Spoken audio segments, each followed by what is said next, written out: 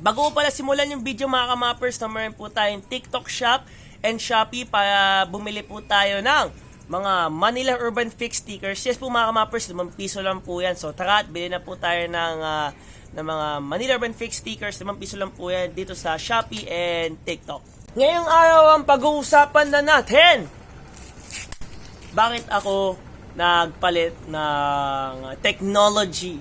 No, I'm not saying na from Nvidia nag-AMD ako. No. Bakit po ako nagpalit ng technology?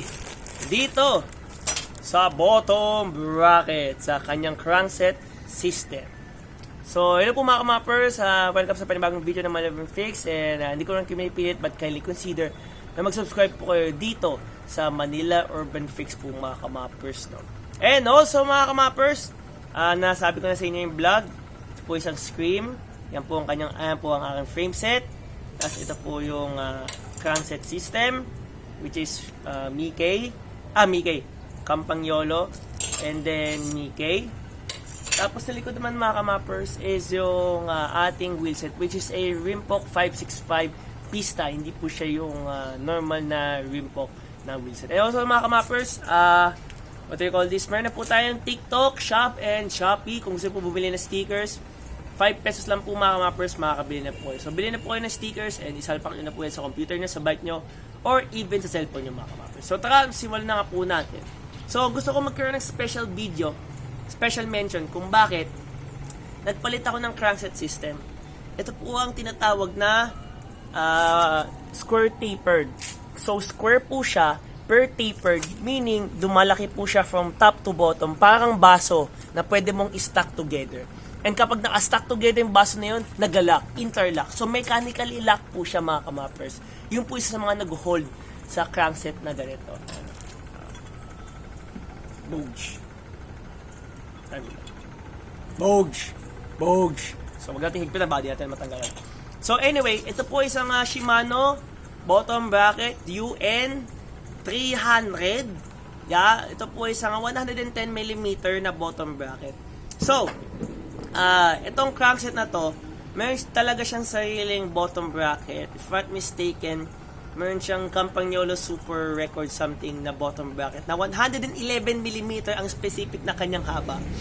Ang pinakamalapit na nakaya ko is 110mm po mga kamappers. And this is a genuine na Shimano bottom bracket po mga kamappers. And ito pa nga yung bolts, no? Ito pa nga yung bolts. Ayun, sa mga nagtataka pala, ano yung blue stuff na to? Ito po isang pre-applied na tinatawag na Loctite or thread locker. So, para hindi po lumuwag. No? So, anyway. Ayun.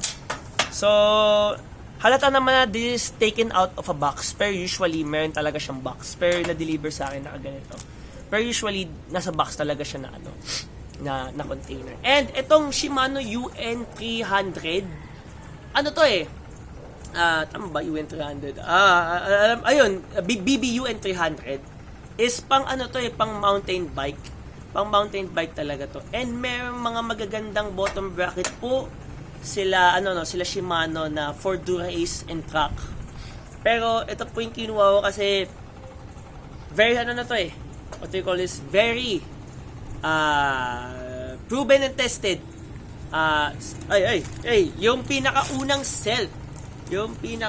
Celt na bisikleta ko mga kamappers is naka Shimano UN300 po din siya. So matagal na po talaga akong Shimano user. Matagal na po akong Shimano user ng bottom bracket, especially sa square tapered. And nagtanggi ako. Nagustuhan ko din. Parang ganito lang din, pero parang mas maganang konti ito. And yung piece, nagpiece ako, putang ina, sorry, pangit ng piece bottom bracket, basurang puta, plastic pa yung kabila. Ito parehas na bakal eh. Bakal meaning aluminum. Sorry, aluminum alloy aluminum. Anyway, so bakit nga ba ako nagpalit? Avid fan ako ng avid fan ako ng outboard, power transfer, malakas, all in all of those bullshit, no? Simple lang. Sinisipon na ako, pasensya, no? Actually, umambon, pero tutuloy ko yung vlog na to, ganun ko kayo mahal. Simple lang, no? Sagot ko. I'm getting fucking old. And that all means maturity. So, hindi lahat kailangan mo the best. Yun ang na-realize ko. And na-realize ko, itong square taper bottom bracket will serve you a really long time with minimal maintenance. Hindi tulad po ng mga bottom bracket po na outboard na nagkakaroon ng issue sa kanyang spindle, nagkakaroon po ng issue sa kanyang system, nagkakaroon po ng issue sa kanyang compatibility. Dito po mga kamappers, hindi. Pati nga din sa bearing ng mga bottom bracket na nagkakaroon po ng issue madaling masika compared po sa ganito. So in short, longevity but little bit less stiff, ito po ang sagot. Pero kapag gusto nyo ng best performance but a little bit less durable, mag-outboard system po kayo mga kamappers. So yeah, that's the sorry kung nainig nyo yung ambulansya.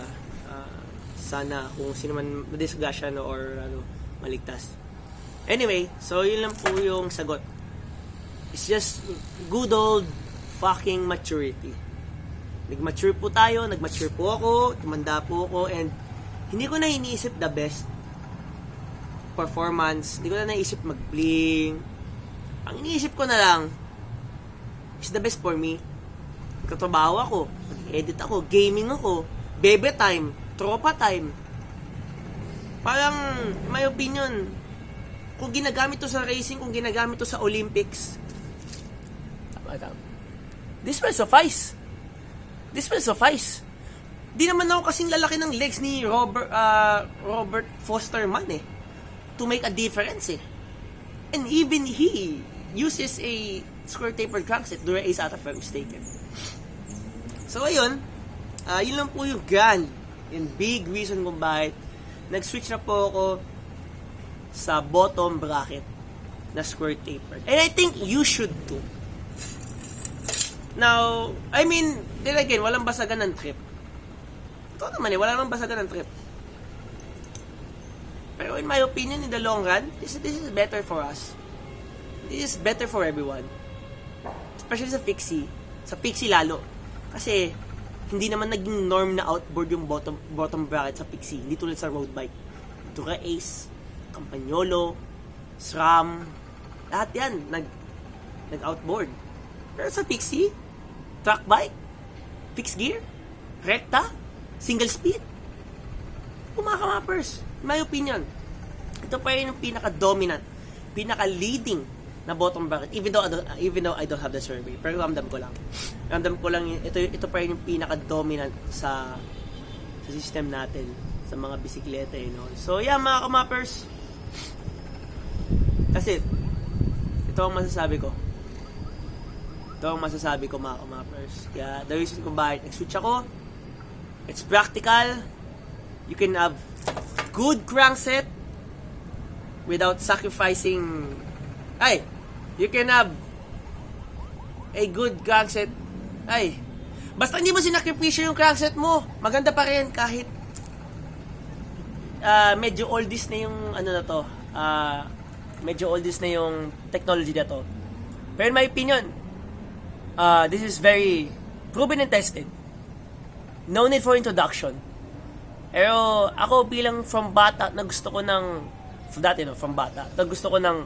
outboard, transition into this, really, really, really huge difference, mga kamappers.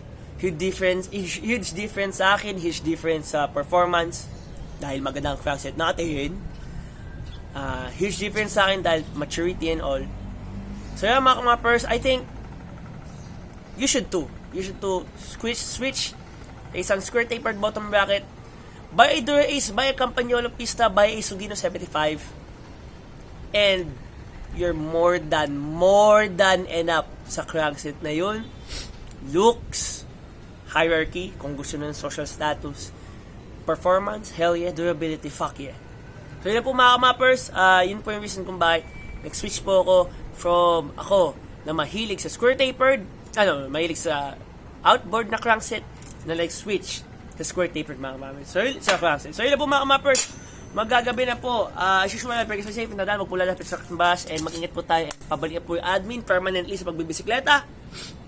And bumili po kayo ng mga stickers sa Map TikTok, TikTok shop and Shopee page. Hell yeah, let's go!